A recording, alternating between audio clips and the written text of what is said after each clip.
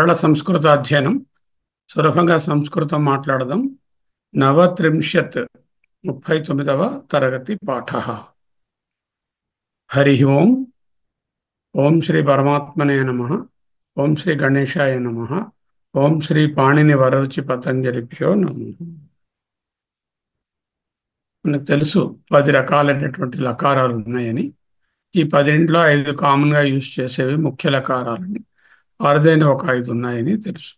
లట్ వర్తమాన కాలము, లిట్ సామాన్య భవిష్యత్తు, లంగ్ భూతకాలము, లోట్ అనుజ్ఞ ఆదేశము, విధిలింగ్ చాహియే షుడ్ అనేటువంటివి ముఖ్య లకారాలు. అలాగే లుట్ రింగ్ ఆశీర్లింగ్ లిట్ లుంగ్ అనేటటువంటివి అరుదైనటువంటివి. వాటిని కూడా చెప్పుకున్నాం.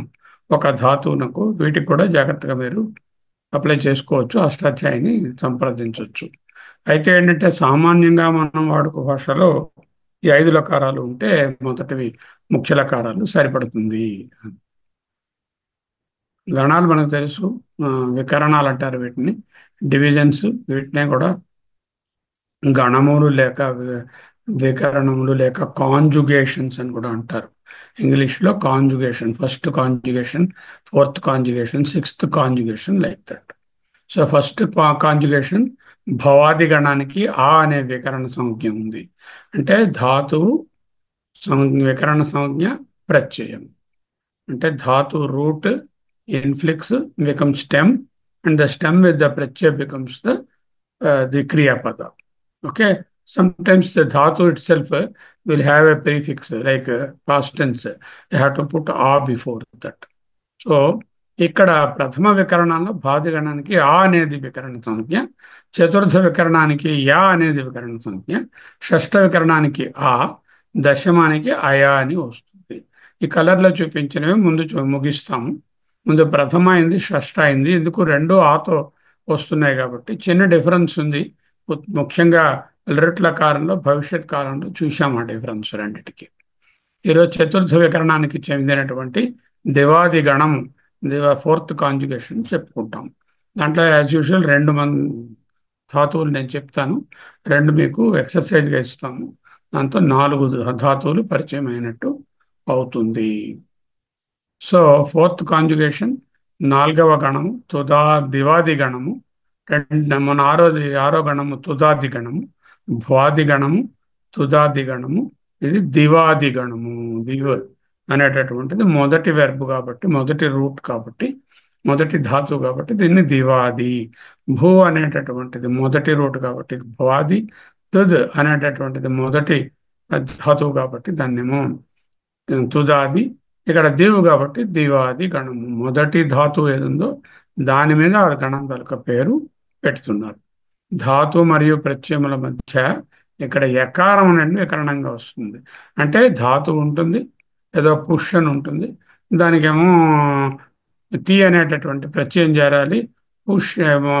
పుషతి అని కాకుండా మధ్యలో యకారం అంటే యాడ్ అవుతుంది, పుష్యతి. ఇంతకుముందు అకారం ఉండేది, భవ భవతి, భూ భౌ భవ భవతి.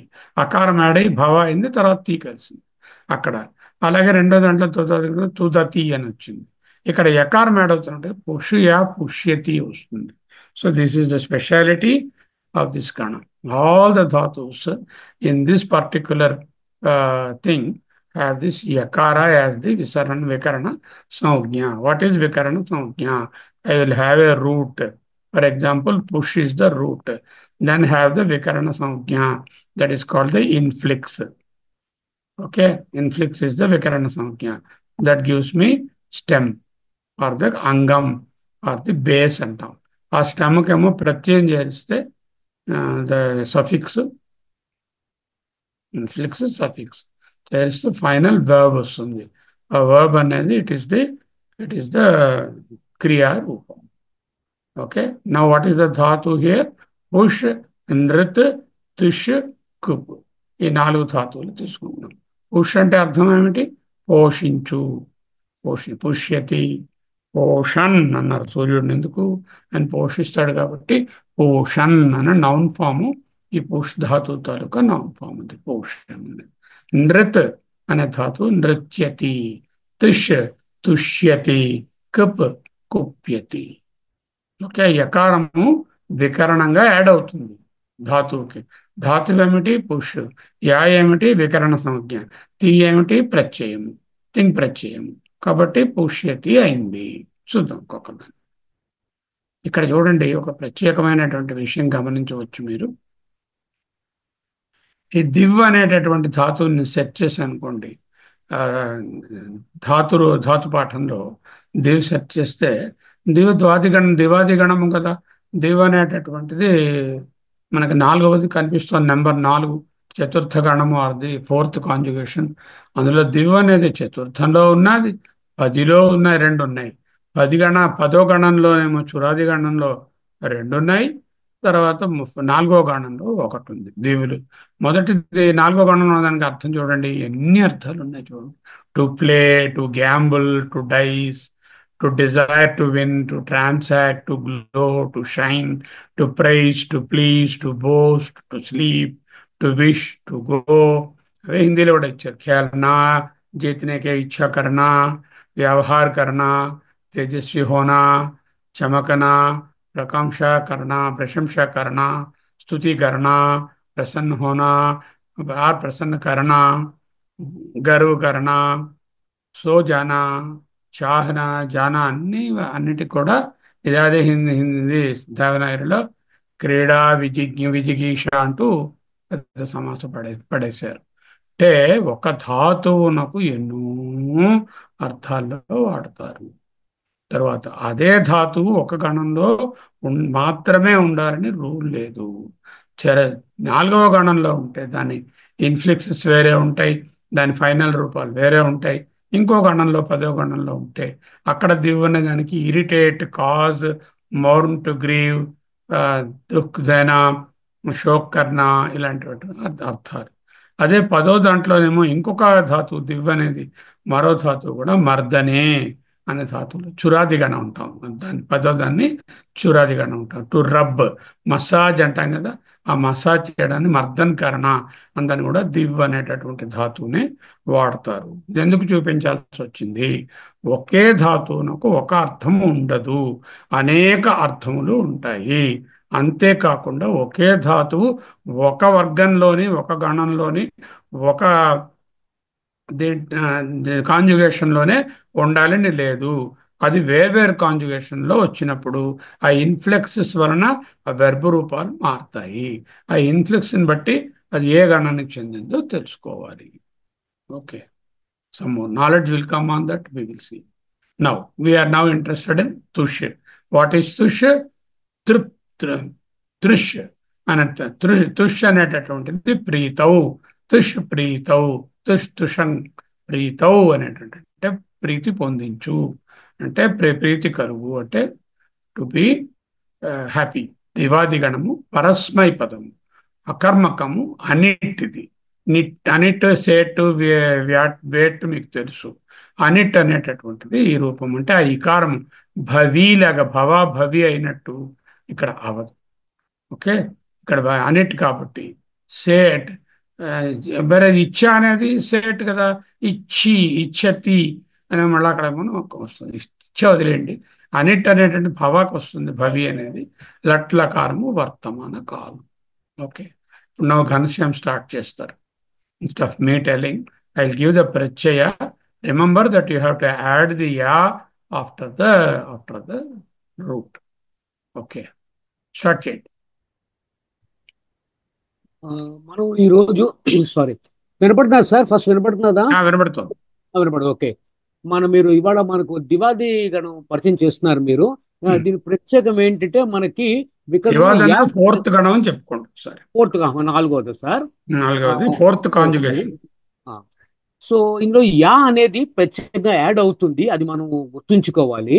దాన్ని వికరణ సంజ్ఞ అంటాం. ప్రత్యేక సంవత్సరం వేయాలి, ప్రత్యేకం అన్నమాట.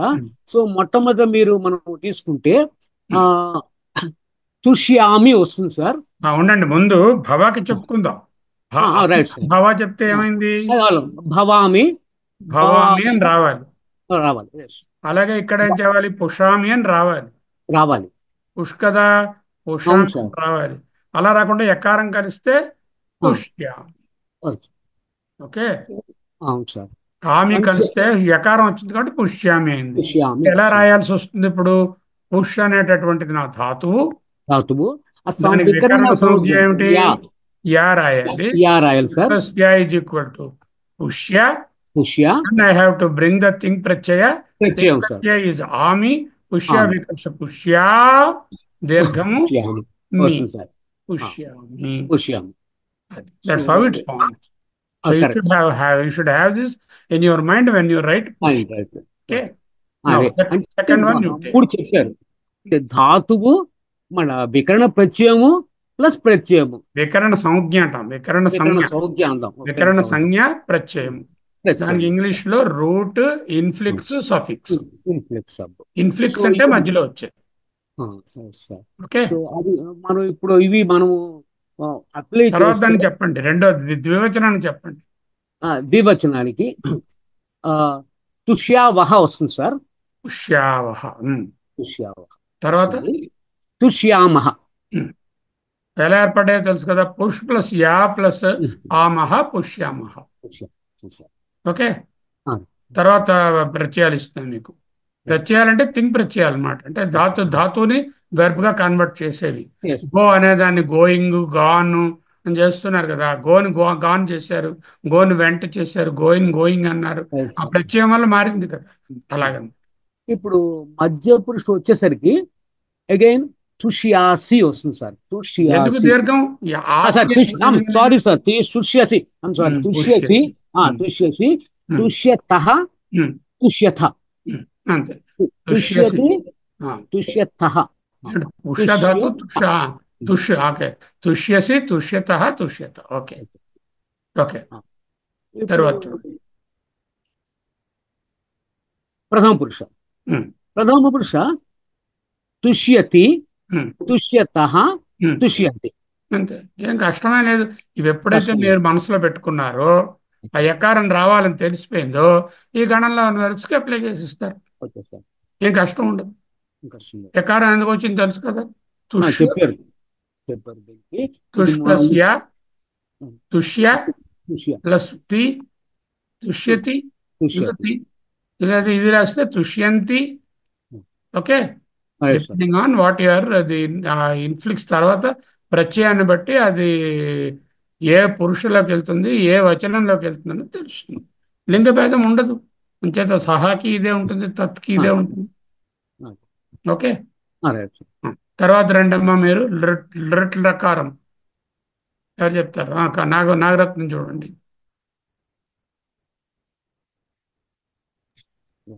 చెప్పండి సార్. దానికి తుష్ ముందు తుదాకి చెప్పండి. ఏం చెప్పుకున్నాం తుదాకి? ప్రత్యేకంగా ఉంది. తోష్యామి అన్నాం. తోత్సామి అన్నది వచ్చింది. తుదశ్యామి అనలేదు, తోష్యామి. ఇక్కడ కూడా ఏదో ప్రత్యేకంగా ఒకటి రావాలి దీనికి. అవును సార్. అదే శ్యామి అవుతుందని తెలుసు. ఇదేమో అన్నిటివ్ కాబట్టి ఇకారం రావాల్సిన పని లేదు ఇక్కడ. అన్నిటి కాబట్టి ఇకారం అక్కర్లేదు, రావాల్సిన పని ఉండదు. కానీ తుష్ ఎలా ఉంటుందో ఊహించండి.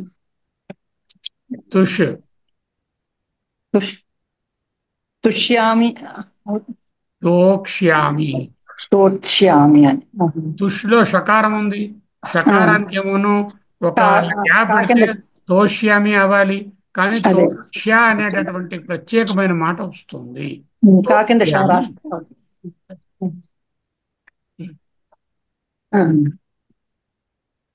ఓకే. అదే లుట్లకారం తోక్ష్యామి. అహం తోక్ష్యామి, ఆవాన్ తోక్ష్యావహ. దానికి ప్రత్యయాలు ఏంటంటే శ్యామి, శ్యావహ, శ్యామహ. కానీ ఇక్కడ ఒక తెలుస్తోంది. శ్యామి అనేది క్షామిలో ఉండదు, అనేటమాట. శ్యామి అయిపోయింది. అదొకటే కొంచెం కష్టంగా ఉంటుంది. మిగతా కష్టం ఉండవు మీకు. ఒకసారి తోక్ష తెలిసిపోతే మిగతావి ఈజీ మీకు.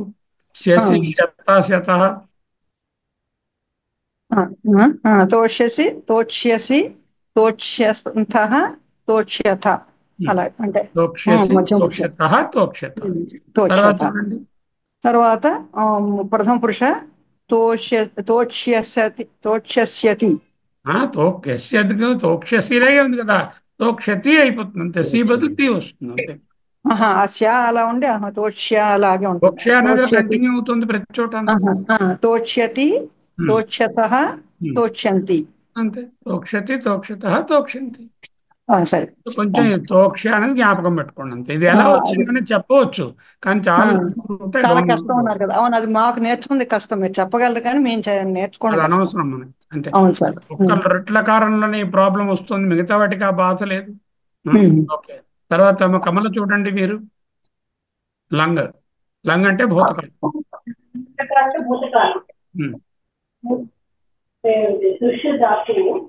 రాద్దాం ముందు మీరు చెప్పండి ఏమిటంటే రాయాలండి అంటే ధాతు రాసుకోవాలి. రాసుకున్నాను. భూతకాలంలో ఇంకేమో ముందు ఏముండాలి? ఆ ఉండాలి కదా ముందు. ఉండమ్మా, ముందు ఆ పెట్టండి. భూతకాలం కదా, ఇప్పుడు ఎకారం పెట్టండి. అతుష్యం. అమ్ము ఎకారము. అతుష్ ప్లస్ యా పెడితే అతుష్య అయింది. పెడితే అతుష్యం అయింది. ఓకే. ఆవాం ఇక్కడ రెండోది ద్వివచనానికి ఆవా వస్తుంది కాబట్టి ఆవాం అతుష్యావ. ఆ అనేది ముందు పెట్టుకోవాలి కదా. తర్వాతది బహువచనానికి ఆమ వస్తుంది కదా, వయం అతు శ్యామ. ఓకే. ఓకే. తుష్య అనేటటువంటి తుష్య అనే ధాతు కదమ్మా. ఎకారం కలిపితే తుష్య అని రావాలి. తుష్యం అని ఉండాలి, కానీ పాస్ట్ టెన్స్ కాబట్టి అతుష్యం. అతుష్యావ అతుష్యాం. ఓకే. ఇక్కడ ప్రత్యయాలు అతుష్యత అతుష్యత యువ అతుష్యతం అతుష్యతం అతుష్యత. ఇక్కడ ప్రథమ పురుష పుల్లింగం. ఓకే. అతుష్య బికాస్ శిస్ అంటే విసర్గ కదా. తుష్ యా తుష్య, విసర్గ చేస్తే తుష్య. అకారము పాస్ట్ టెన్స్ వల్ల. అలాగే ఎందుకు వచ్చింది? అలాగే తుష్ ప్లస్ యా తుష్య ప్లస్ తమ్ అనేది ప్రత్యయము. తుష్యతం అకారం because of the past tense. Okay. ప్రథమ పురుష పుల్లింగం. ఇక్కడ ప్రత్యయాలు ఏంటంటే తాం అని వస్తుంది. అంటే అతుష్యత్ అతుష్యత్ అతుష్యత్ తౌ అతుష్యతాం తే అతుష్యతం. అతుష్యన్ అన్నే కదా, అన్నే కదా, తాకన్న రక్కలేదు కదా. అతుష్యతాం అతుష్యన్. అతుష్యత్ తౌ అతుష్యతాం తే అతుష్యన్. ఓకే, అయిపోయింది. నెక్స్ట్ ఇంకొకళ్ళు నెక్స్ట్ రండి. ఎవరున్నారు? ఇట్లా అమూల్య ఉన్నారా?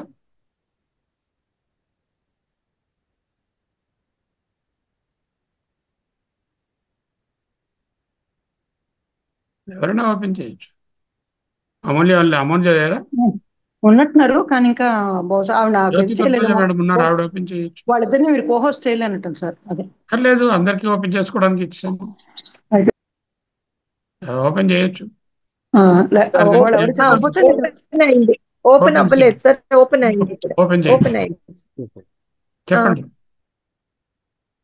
లోట్లకారము. లోట్లకారము ఇది అనుజ్ఞ, ఆదేశము, రిక్వెస్ట్, ఇంపెరేటివ్.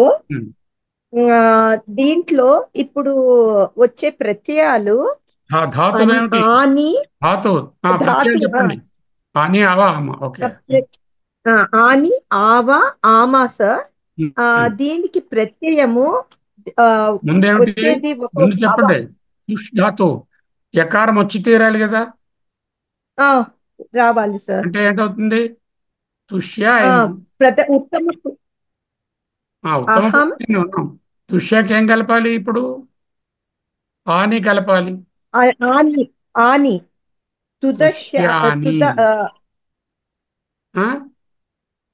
భవాని అంటున్నాం కదా. తుదాని భవాని. ఇక్కడ తుష్యాని ఎకారం కనిపిస్తుంది క్లియర్ గా.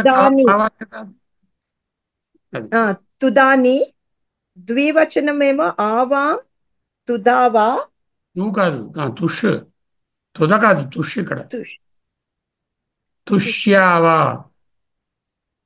तुष्यावा. ఉమ్, And bahuvachanam is vayam tushyama. ఉమ్. తుష్యామ, తుష్యావా, తుష్యాని. తుష్యాని అని ఉండాలి, ఆని అంటేను. Tushyani. కానీ ఆ షకారం తర్వాత నకారం నీ వస్తే సంధి వచ్చిన నీ అయిపోతుంది, అయితే రాదు. తుష్యాని అని వస్తుంది. ఇది సంధి రూల్ వల్ల వచ్చినట్టు. Tushyani. తుష్యాని అనే ఉంటుంది Ah. నార్మల్ గా. కానీ సంధి ఏం చేస్తుందంటే షకారకి ఎకారం ఉన్నప్పుడు ఆ పక్కన నకారం ఆటోమేటిక్ గా అణ అయిపోవాలన్నమాట. అందువల్ల తుష్యాని అవుతుంది. అవును సార్. ఆ సంధి తుష్యాని, తుష్యావా, తుష్య. ఓకే. మధ్యమ పురుష త్వం తుష్య. తుష్య అంతే. యువాం తుష్యతం. అండ్ ఇది యూయం తుష్యత. తుష్యత, తుష్యతం, తుష్యత. తుష్యతాత్ అనే ప్రయోగం కూడా ఉంది. అలా నేర్చుకోవచ్చు. తుష్య నేర్చుకున్న తప్పు లేదు. భవ, తుదా, పఠ అని చెప్తున్నాం కదా, అలాగే ఇక్కడ కూడా తుష్య. ఇక్కడ అక్షరం ఏంటంటే ఎకారం ఉంది కాబట్టి తుష అనుకోకుండా తుష్య. ఓకే. నెక్స్ట్ ప్రథమ పురుష పుంలింగం. ఇది సహా, తౌ, తే. దీనికి వచ్చే ప్రత్యయాలు తు, తాం, అంతు. సహా తుష్యతు, తౌ తుష్యతాం, తే తుష్యంతు. బ్యూటిఫుల్. తుష్యతు, తుష్యతాం, స్త్రీలింగం. అలాగే స్త్రీలింగం ఈ ఉంటుంది. వర్బ్ మారదు. సా, తే, తాహ, తత్, తే, తాని. But the verb remains the same sir. Correct. ఇక్కడ ఒకటే డిఫరెన్స్ ఏంటంటే మన మామూలు రూలే ఆ జ్ఞాని అనే దగ్గర అణ రావడానికి కారణం ఏమంటే సంధి వశాన్ని వస్తుంది, జ్ఞాపకం పెట్టుకుంటే చాలు. ఈ మీదది కొంచెం కష్టం. ముందు చెప్పుకున్న లకారం అదేమిటది లకారం, దాని గురించి తోక్ష్యామి, తోక్ష్యావహ అనేది కొంచెం జాగ్రత్త పట్టుకోండి. తోక్ష్య అనే పదం పెట్టుకుంటే మీరు ఆటోమేటిక్గా చెప్పగలుగుతారు. అది తో తుష్య ఎలా ఉందో కుప్పు, పుష్ అవి కూడా అలాగే ఉంటాయి. తోష్య తెలిస్తే అక్కడ కూడా పోష్య అని వచ్చేస్తుంది ఆటోమేటిక్ అని. ఓకే. నౌ లోట్లకారం అయింది. నెక్స్ట్ విధిలింగ్. పద్మజామ చెప్తారు.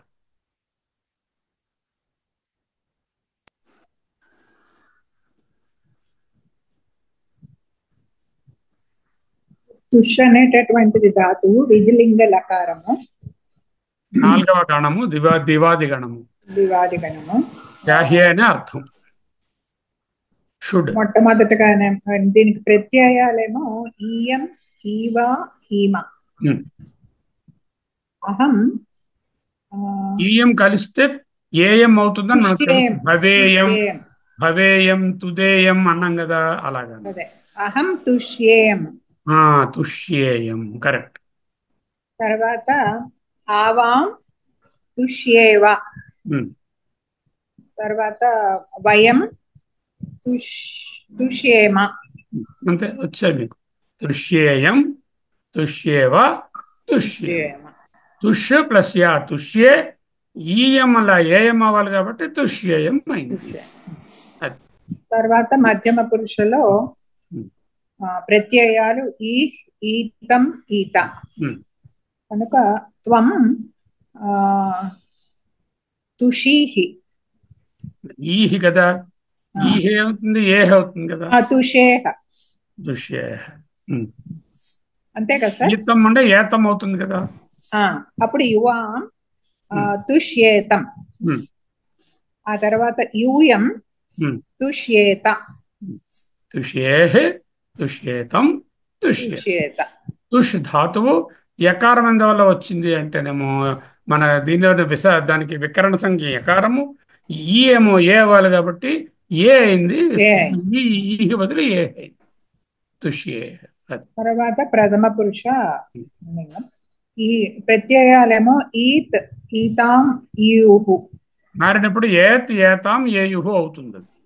సహ తుష్యేత్, తౌ తుష్యేతాం, తే తుష్యేయుహు. అంతే. తుష్యతాం, తుష్యయు, తుష్యత్. సో దీంతో ఈ 5 అయిపోయాయి మనకి. ఇంకొక ధాతువు తీసుకుందాం ఇలాంటిది ఎగ్జాంపుల్ కోసం అని. ఆ ధాతువు ఏమిటి ఇప్పుడు చెప్తున్నది? నృత్ అనే ధాతువు. మళ్ళీ మన ఈసారి ఏం చేస్తారంటే మీరు చెప్పండి, కమల గారు చెప్పండి. నృత్ లక్షకారం వర్తమానం. ఉమ్. నృత్ అంటే అర్థం ఏమిటంటే నాట్యము చేయు అని అర్థం. ఓకే. గాత్ర విక్షేపే అని ఉంది, అంటే చేతులు కాళ్ళు, ఇలా గాత్రం అంటే శరీరాన్ని ఇటునట్టు త్రిప్పు అని అర్థం, అంటే నర్తించు అని అర్థం. ఇక్కడ ప్రత్యయాలు ఉమ్, వర్తమానంలో అమి, ఆవహ, ఆమహ వస్తుంది. అహం నృత్యామి. నృత్యామి.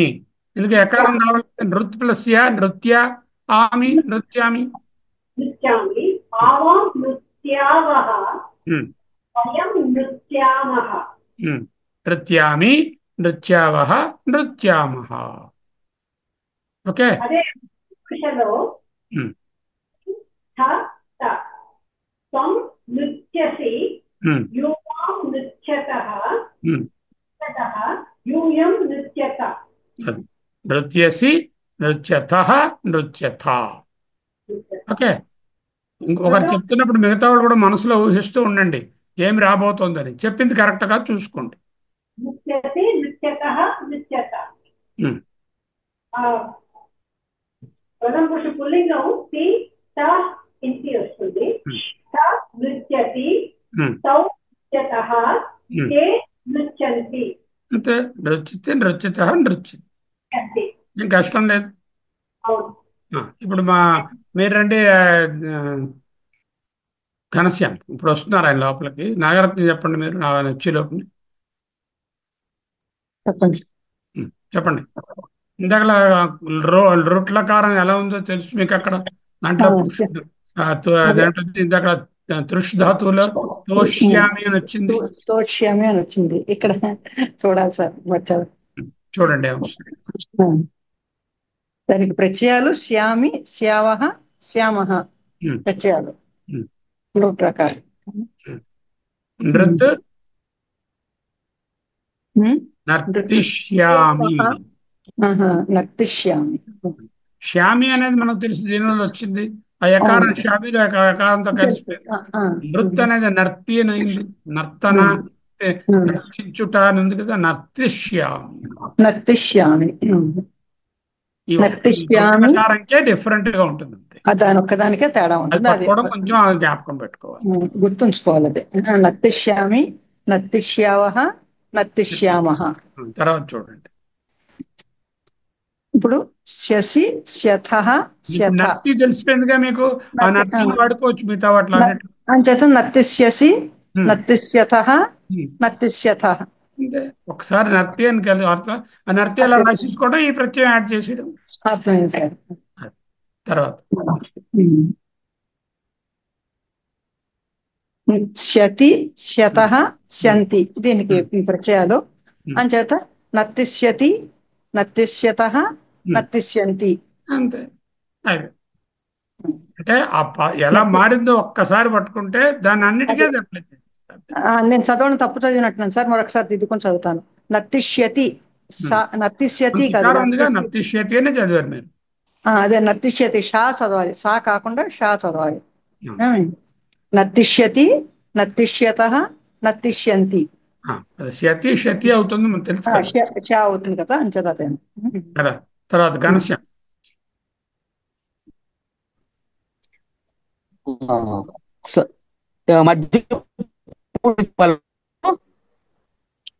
హలో, బ్రేకీగా ఉంది. వినపడతా సార్?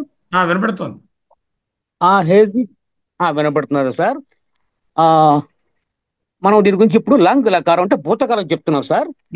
సో భూతకాలం ఉన్నప్పుడు ముందు వచ్చి తీరాలి. వచ్చి తీరాలి, కరెక్ట్.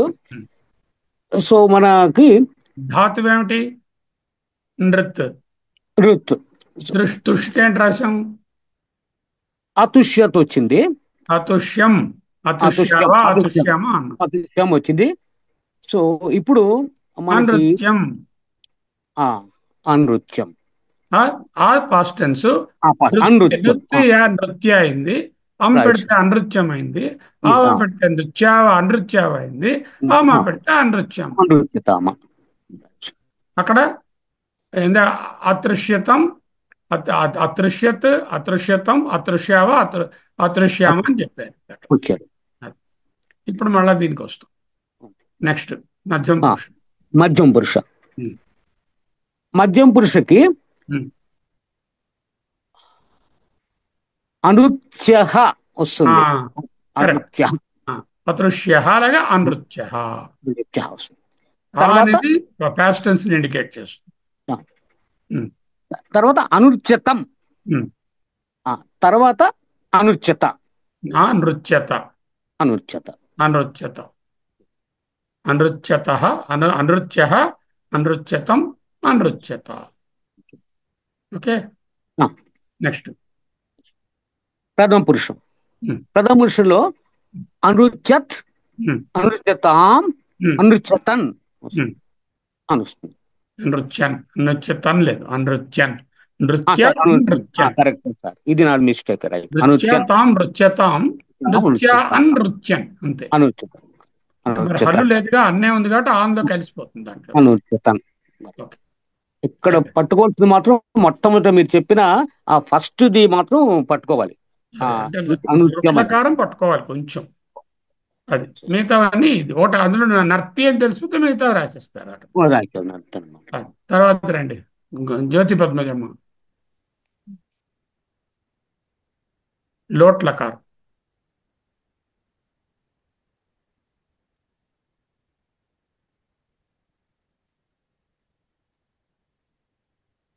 నేను చెప్పమంటారా సార్? లో ప్రకారం నృతు ధాతువుతో వాడుతున్నాము. ప్రత్యయము దీంట్లో ఉత్తమ పురుషకి ఆని, ఆవా, ఆమా. దీనికి వచ్చేది ఉత్తమ పురుష ఏకవచనం అహం, నృత్యాని. నృత్యాని, నృత్య అవుతుంది కదా, ఆని కలిపితే నృత్యాని. నృత్యాని, ఆవాం నృత్యావా, వయం నృత్యామ. నృత్యాని, నృత్యావ, నృత్యామ.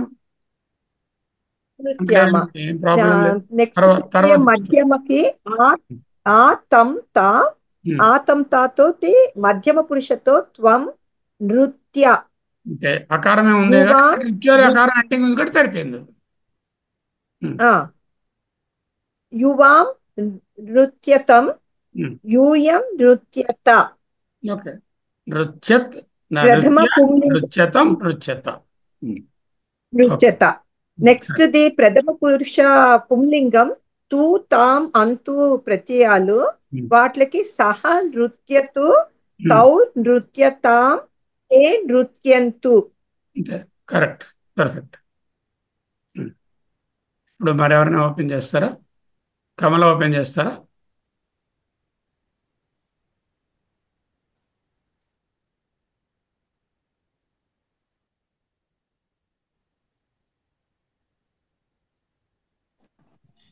కమల ఉన్నారా? నాకు ఇప్పుడు ఓపెన్ అయింది. చెప్పండి. విధిలింగ లకారము ఉత్తమ పురుష అంటే చాహియే, చాహియే అని అర్థం. ధాతు నృత్ దివాదిగణం, ఫోర్త్ కాంజుగేషన్. అహం ప్రత్యయాలు ఈయం, ఈవా, ఈమా. అహం ఏయం, ఏవా, ఏమా అవుతాయి. అహం నృత్యేయం, ఆవాం నృత్యేవ, వయం నృత్యేమ. అంతే, నృత్యేయం, నృత్యేవ, నృత్యం. తర్వాత మధ్యమ పురుషులో ప్రత్యయాలు ఈతం, ఈత. త్వం ఈ ఏ అవుతుంది, ఏతం, ఏత అవ్వాలి. త్వం నృత్యేహ, నృత్యేహ, అదే నృత్యే.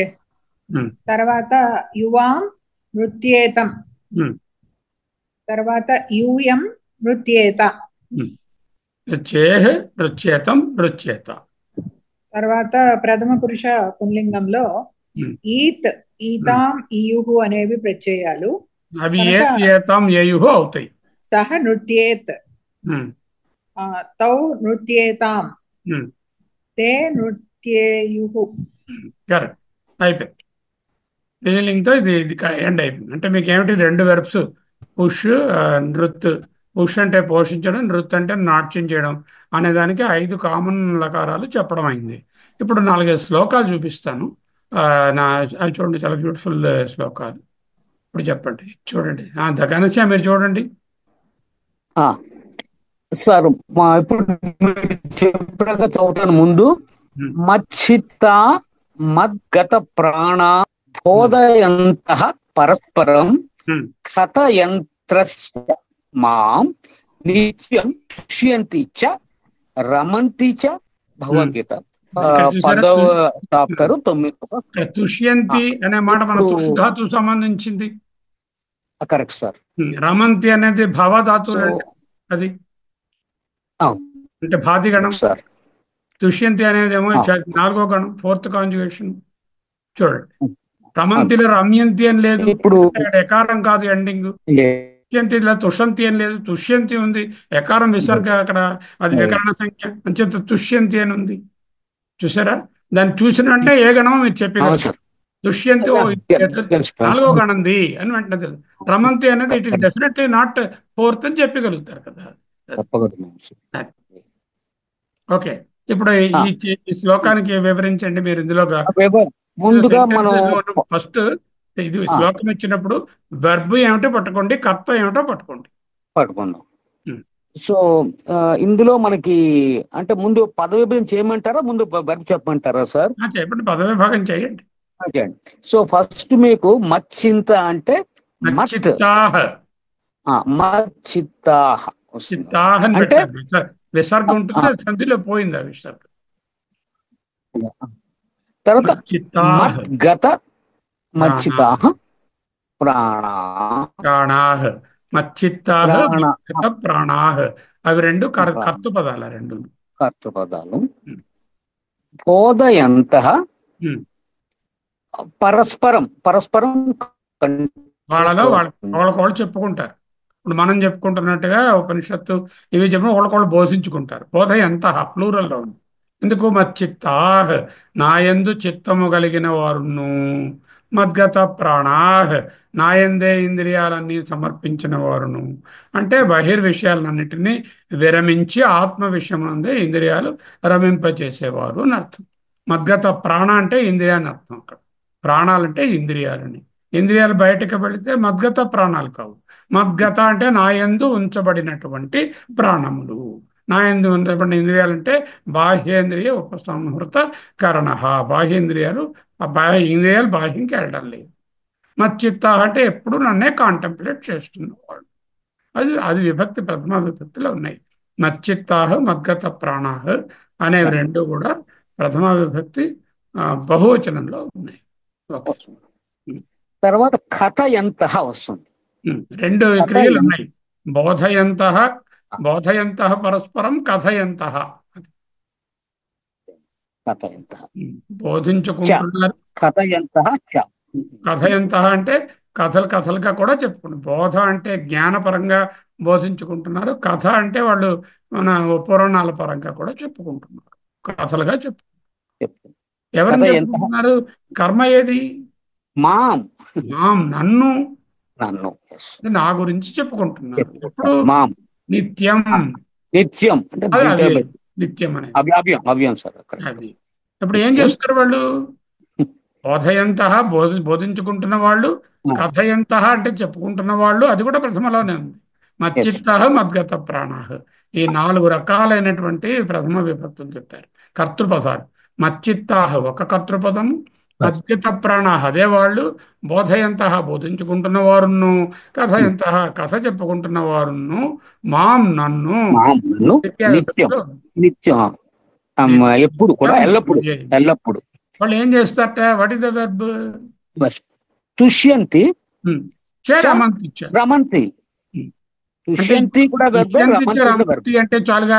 తుష్యంతి రమంతి మరో చకారం ఎందుకు? అంటే మరియు కూడా రెండు చేస్తున్నారు, ఇంకా ఏవో కూడా చేస్తారు నా గురించే. అంటే నాయందే నా నా నా నా గురించి మాట్లాడుకుంటూ తుష్యంతి చాలా ఆనందాన్ని పొందుతారు, రమంతి తృప్తిని రమంతి అంటే నాతోనే రమిస్తారు, రమిస్తున్నారు. ఏవో కూడా చెప్పుకోవాలి. చ- అది. లేకపోతే ఆ చకారాన్ని బట్టి మచ్చిత్తా చ మద్గత ప్రాణ చ బోధయంత చ కథయంత కథయంత దగ్గర ఓ చా ఉంది, ఈ చాని అవును, బట్టి కరెక్ట్. వాటితో కలుపుకోవచ్చు కావాలి.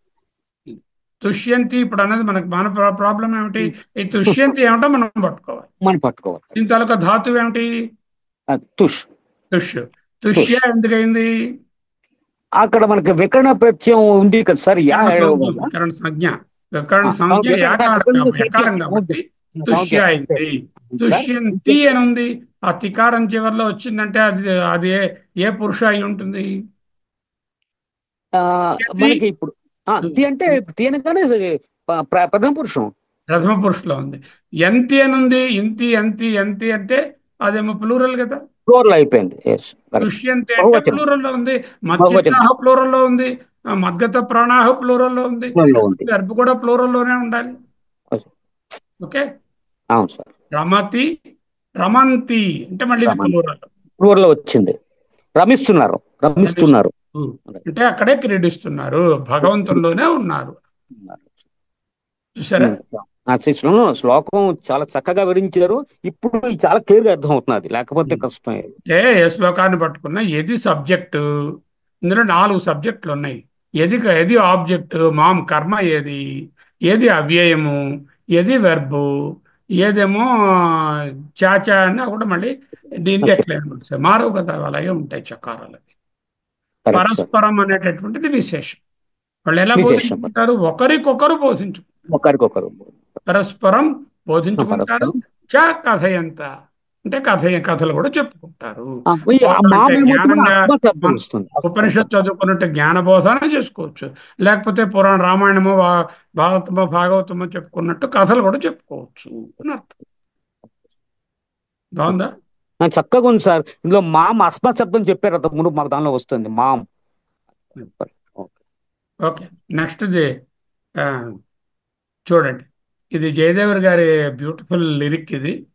లలిత లవంగలతా పరిశీలన కోమలమలయ సమీరే మధుకర నికర కరంబిత కోకిల కూచిత కుంజ కుటీరే విహరతి హరిరిహ సరస వసంతే నృత్యతి యువతి జనేన సమం సఖీ విరహి జనస్య దురంతే.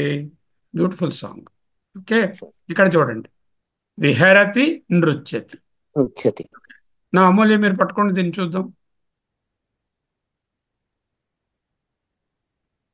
లలిత లవంగ లతా పరిశీలన సార్. సమీరే అంటే ఏమిటి, గాలి. సమీరే సమీరం అంటే గాలి. సమీరే గాలి యందు, వాయువు వాయువు. మలయ సమీరే అంటే మలయ మారుతము, మందమారుతము. ఆ మందమారుతంకి విశేషణాలు ఏంటి వేశారు, లలిత అందమైన, లవంగలతా పరిశీలన లవంగలతల మించి వచ్చినటువంటి గాలి, కోమలమైనటువంటి గాలి అంటే అంత జెంటిల్ గా ఉంది. మలయ సమీరే మందమారుతం, సమీరే అంటే అటువంటి గాలి యందు. ఆ గాలి మలయ అంటే ఏంటి సార్, మలయ అంటే ఏంటి, మలయ సమీరే అంటే మలయ మారుతము, చిన్న పిల్లగాలి, మందమారుతము పిల్లగాలి. అది కోమలమైన పిల్లగాలి. అది ఎక్కడి నుంచి వస్తుంది, లలితమైన లవంగలతల పరిశీలించి వస్తుంది ఆ గాలి, అంటే వాటి మీద నుంచి వస్తుంది. అంతటి అందంగా ఉన్నటువంటి ఆ గాలి వీచుతున్న సమయమునందనమాట. సమీరే అంటే సమీరమునందు అంటే సమీరమునున్న సమయమునందు అనే సమయ సప్తమి అనమాట. అది సమీరే అంటే అటువంటి సమయంలో, ఆ సమీరం వీచుతున్న సమయం. ఎక్కడున్నాడు ఆయన, మధుకరంబిత కోకిల కూచిత కుంజ కుటీరే. కుటీరం, కుటీరమునందు ఉన్నాడు. ఎటువంటి కుటీరం అది? అది ఎట్లా ఉందో ఎటువంటి కుటీరం అంటే మధుకర, అంటే ఎంతో మధుకరములు అందంగా, అంటే అంటే తుమ్మెదలు. మ- తుమ్మెదలు, మధుకరం, మధుకరలు, మధుపము, మధుకరం, మధువుని కలిగించేది. మధు అంటే ఏది మధు తేనెని తయారు చేస్తుందో అది తుమ్మెద. అది నికరం, ఒకటి రెండు కాదు, నికర. చాలా ఉన్నాయి. అంటే మధుకర నికరం అంటే తుమ్మెదల గుంపు చేత కరంబిత జుంకారం చేస్తున్నటువంటి, అంతేకాకుండా కోకిల కూజి, పూజిత కోకిల చేత కూయబడుచున్నటువంటి కుంజ కుటీరే, పొదరింటి కుంజం అంటే పొదరింటి. పొదరిల్లు. అటువంటి పొదరిల్లు అంటే కుంజ కుటీరం. అది కుటీరం అంటే ఇల్లు, కుంజ కుటీరం అంటే పొదరిల్లు. ఇల్లు. ఎంత బ్యూటిఫుల్ గా పొదరిల్లు చూడండి. లలిత లవంగలత చాలా బ్యూటిఫుల్. కోమల మలయ సమీరే మధుకర నికర కరంబిత కోకిల కూజిత కుంజ కుటీరే విహరతి. విహరతి. హరి అంటే సబ్జెక్ట్ ఏది? హరి. హరి. ఎక్కడ? ఇహా, ఇక్కడే. సరస వసంతే, ఓ ఎంతో సరసమైనటువంటి, అంటే అన్ని రకముల రసములతో కూడినటువంటి నవరస భరితమైన వసంతే, వసంత కాలము. వసంత కాలంలో. వసంత మళ్ళీ కాలంలో. సమయ సప్తమి. వసంతే అనేది ఇల్లు కాదు కదా, వసంతే అంటే సప్తమి. కుటీరే అంటే అధికరణ సప్తమి. కుటీరమునందు, సమీరే అంటే గాలి ఏంటంటే ఆ గాలి వీచుతున్న సమయమునందు ఏం చేస్తున్నాడు? విహరతి, విహరించుచున్నాడు. దీనికి ధాతువు ఏమిటి? ఏమిటి ధాతు? హిరు, విహా. హరణే. హిరు అనేటటువంటి ధాతు. హిరు అనేటటువంటిది భాదిగణం. భాదిగణంలో హరణే అని భావం. హిరు అనేది హరా అవుతుంది. హరతి అనేటటువంటిది హరించుస్తున్నాడు అని వస్తుంది. దానికి ఉపసర్గ చేరిస్తే వి అనే ఉపసర్గ చేరిస్తే విహరతి, అర్థం మారి.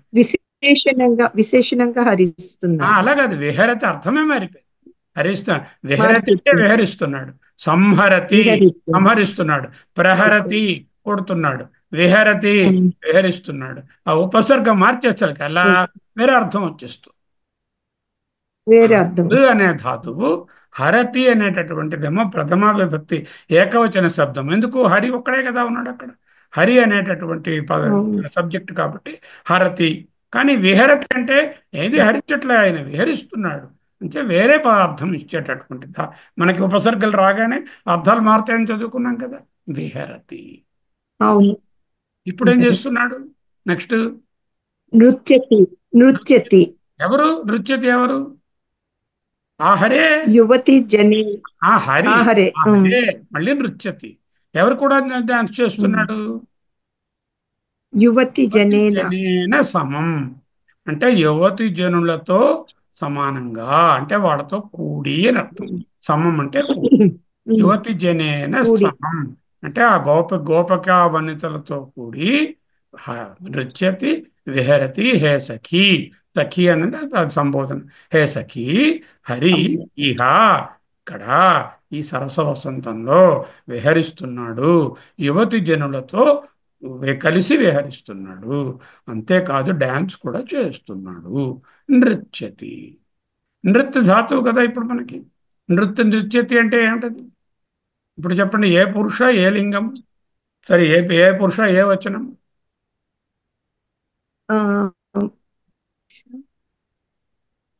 తికారం ఉంటే జనరల్ గా ఏమిటి? భవతి, పఠతి, వదతి.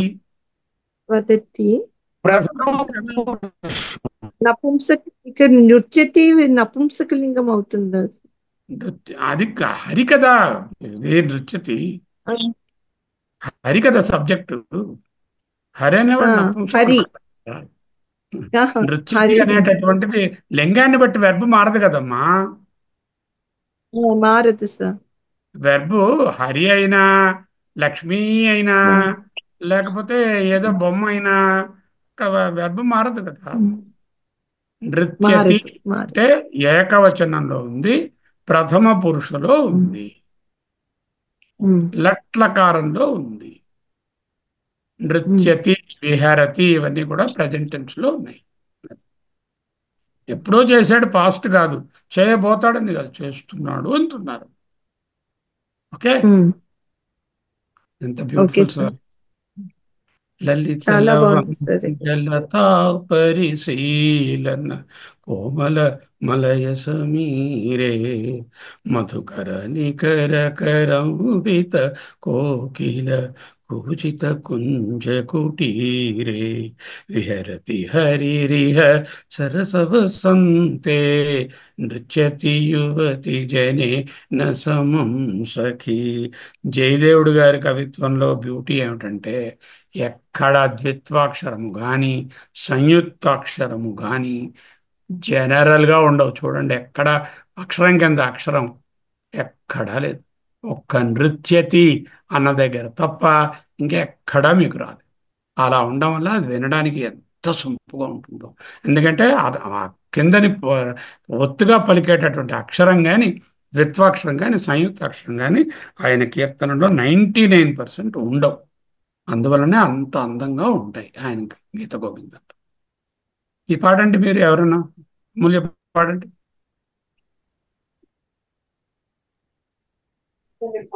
లలిత లవంగలత పరిశీలన కోమల.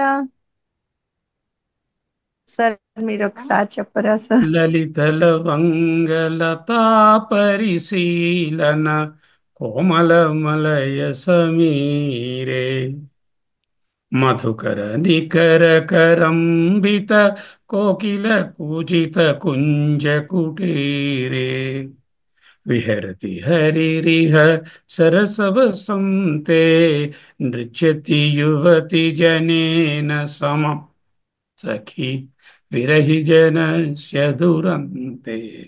ఇంకొక లైన్. ఓకే, బాగుంది. ముఖ్యంగా సార్ నృత్యతి నేను విహరతి అనేవి లట్లకారంలో ఉన్నాయి, ప్రథమ పురుషులో ఉన్నాయి, ఏకవచనంలో ఉన్నాయి. లింగంతో సంబంధం లేదు, కానీ ఇది పుల్లింగం అని తెలుస్తూనే ఉంది. ఇది ఒకసారి నేను కూడా చెప్దాం అనుకుంటున్నాను సార్. ఒకసారి ఎవరా చెప్పండి. ఒకసారి అంటే ఒకటి మా చాలా ఇంపార్టెంట్ చెప్పిన ప్రకారం ఎక్కడ కూడా సంయుక్తాక్షరం లేదు. అది మాత్రం చాలా ఇంపార్టెంట్ పాయింట్ చెప్పారు. అందుకనే ఇంత ఆయన మనకి శ్లోకాలు మీరు వినసొంపుగా ఇన్ని వినండి. వెతికితే ఆ, 100 లైన్లు చూస్తే ఒకటో రెండో ద్విత్వాక్షరం సంయుక్తాక్షరం ఉంటుంది. ఎందుకంటే ఇప్పుడు సావిరహే తవ దీనా అని విన్నాను కదా ఒకప్పుడు. అది కూడా ఇలాగే మీరు చెప్పినట్టుగా ఆ, విరహే తవదీనా ఎక్కడన్నా వస్తుందో? ఎక్కడా లేదు. ఎక్కడా లేదు సార్. అదే అదనమాట. అయితే ఇప్పుడు దీనిలోని అలాగే మేము చెప్తే ఒకసారి నేను చెప్దాం అనుకుంటున్నాను మేము ముందు ఒకసారి. చెప్పండి. ఆ, లలితల వంగలతా పరిశీలన కోమల మలయ సమీరే మధుకర నికర కరంబిత కోకిల కూజిత కుంచ కుటీరే విహరతి హరిరిహ సరస వసంతే నృత్యతి యువతి జనేన సమం సఖీ. సమం ఆపియ నృత్యతి యువతి జనేన సమం సఖీ అని అడ్రస్ చేస్తున్నాను. అడ్రస్ చేస్తాను ఎప్పుడు. Thanks sir. బ్యూటిఫుల్. చాలా బాగుంది. ఐ లవ్ గీత గోవింద కావ్యం. I think it is ఇప్పుడు a pornographic literature. Absolutely not. It is totally the Haribhakti everywhere, in every line, every word. One can understand that it is not porn. It is totally అవును Hari. Sir. Okay. ఇప్పుడు చూడండి, ఆ నారాయణ చందన తీర్థ చర్చిత కూడా ఏమండి? చందన చర్చిత నీలకళేబరి మనం వింటాం కదా. అది కూడా ఏ దేవుని లలిత లవంగలత పరిశీలన కోమల మలయ అనేది అంతా సమీరానికి విశేషణం. ఓకే. కుంజ కుటీరానికి విశేషణం ఏంటంటే ఒక మధుకరణి మాట చెప్పారు. కోకిల పూజిత అనేది కుంజ కుటీరానికి విశేషం. ఆ, ఇక్కడ కూడా చెప్పండి. అధికరణం పూజారు. అధికరణం ఏం చెప్తున్నారు మీరు వెర్బ్లో ఒకసారి చెప్పి అధికరణ ఇక్కడే ఈ సప్తమి శ్లోకంలోనే. అంటే ప్లేస్ అండి. The book is on the table okay. అనుకోండి. వేర్ ఇట్ ఈస్ అధికరణం, ఓకే. ప్లేస్. కుటీరే ఓకే. అంటే అధికరణ సప్తమి. సమీర్. Locating the person there. సమీరే అంటే గాలి ఎంత ఎవరు ఉంటారు? ఉండరు కదా. సమీరే అంటే సమీరము వీచుతున్న సమయము. అలాగే ఓకే. వసంతే, వసంతంలో ఎవరు వెళ్ళి కూర్చోరు కదా, వసంత సమయము నందు, సమయ సప్తమి. ఓకే, అర్థమైంది ప్రతి సార్. సప్తమి, సమయ సప్తమి, యూసేజ్ అధికరణ సప్తమి, విషయ సప్తమి అంటూ సప్తమి విభక్తి చాలా రకాలుగా ఉపయోగం అవుతుంది చూపించాం మొదట మీకు అలాగే సప్తమి విభక్తి చెప్పినప్పుడు. అవును సార్. ఓకే, మీరండి నారాయణ తీర్థుల వారు చూడండి. అమ్మ మీరు చూడండి, మీకు ఇష్టం ఉంటుంది బాగా ఇలాంటిది, పద్మజ మేడం.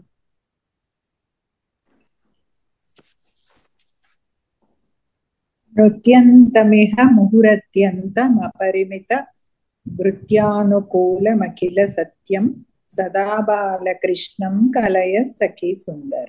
బ్యూటిఫుల్ కీర్తన.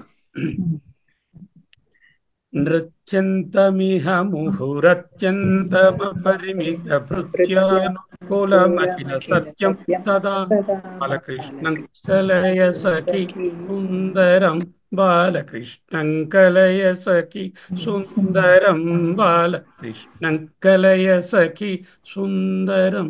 అది శ్లోకం. ఓకే, ఇప్పుడు చెప్పండి. ఇది బాలకృష్ణుడి గురించి. బాలకృష్ణం గురించి ఎవరు, సబ్జెక్ట్ ఎవరు? బాలకృష్ణ, బాలకృష్ణుడు, బాలకృష్ణం, బాలకృష్ణ. ఒక బాలకృష్ణ సఖి ఇంకొక విభక్తిలో ఉంది. సఖితో చెప్తోంది బాలకృష్ణ అని ఉండాలి కదా, మామూలుగా బాలకృష్ణం అన్నారు కదా, అంటే ఏ విభక్తిలో ఉంది? అది సబ్జెక్ట్ అది కాదు కదా, ద్వితీయలో ఉంది, బాలకృష్ణం అని ఉంది. బాలకృష్ణుని అంటున్నాడు. బాలకృష్ణుని అంటే బాలకృష్ణుని అంటే అది ద్వితీయలో ఉంది, ద్వితీయ ద్వితీయలో విభక్తి. సబ్జెక్ట్ అవ్వదు కదా అది. మరి సబ్జెక్ట్ ఏది? నృత్యం. అది వర్బు. సుందరం సుందరం, కాదు సుందరం కూడా సుందరం అంటే సుందరమైన వాణిని. సఖి అంటే విశేషణ, అది సుందరం సఖి, విశేషణ. సఖి, సఖి అన్నది సఖి, ఏ సఖి కలయా. Please look at with mix with him. కలయ అనే దానికి అర్థం ఏంటంటే to be one with him, to move with him, to go with him అని అర్థం. కలయ చూడు అని కూడా అర్థం. కలయ, పశ్య అని కూడా చెప్పొచ్చు. హే సఖీ, ఓ సఖీ అంటే చెలికెత్తకు ఇంకో చెలికెత్త చూడు. బాలకృష్ణం కలయ, సుందరం బాలకృష్ణం కలయ, సుందరమైనటువంటి బాలకృష్ణుని కలయ అంటే you look at him, you move with him, you be with him అని అర్థం. ఆయన ఎలా ఉన్నాడు? నృత్యంతం. చెప్పండి, మీరు చెప్పండి మీతో. నృత్యంతం, అట్లాగే ఇహ, ఇహ ముహురత్యంతం. ముహుర్ అంటే మాటి మాటికి, మాటి మాటికి మళ్ళీ అత్యంతం, అత్యంతం అపరిమితం. అపరిమిత అంటే unimaginably long time and also very అత్యంతం అంటే అద్భుతమైన, అత్యంతం అపరిమితం. అపరిమితం అంటే లిమిట్లెస్, అన్లిమిట్లెస్. ఎలా ఎలా డాన్స్ చేస్తున్నాడు? అలాగా భృత్యానుకూలం అంటే నృత్యానుకూలం, ఆయన తాలూకా అనుచరులతో కూడా కలిసి డాన్స్ కలిసి చేస్తుంది. అఖిల భృత్యానుకూలం, అందరితోనూ, అందరి తోటి సంగటి కాండ్రతో కలిసి. ఆయన ఎవరు? ఆయన సత్యం, సత్స్వరూపమైనటువంటి బాలకృష్ణుడు ఆయన. ఓకే, ఇంకోటి అంటే మళ్ళీ సదా అంటే ఎల్లప్పుడూ, నిత్యం. నిత్యం అన్నదాన్ని సత్యం సదా అన్నారు ఇక్కడ. సత్యం నిత్యం అనేటువంటి బాలకృష్ణుని కలయ. సత్యం నిత్యం సుందరం అంటే ఏంటంటే సత్యం శివం సుందరం, సత్యం సత్ చిత్ ఆనందం. సుందరం అంటే ఆనందం. సచ్చిదానంద స్వరూపమైన బాలకృష్ణుని నీవు దగ్గరగా పోయి ఆయనతో కలువుమా, ఆయన్ని చూడుమా, ఆయనతో మూవ్ అవ్వమ్మా. ఆయన ఎలా ఉన్నాడు? నృత్యంతం ఇహ ముహుర్ అత్యంతం అపరిమిత భృత్యానుకూలం అఖిల అఖిల భృత్యానుకూలం సత్యం సదా బాలకృష్ణుడు కలయి.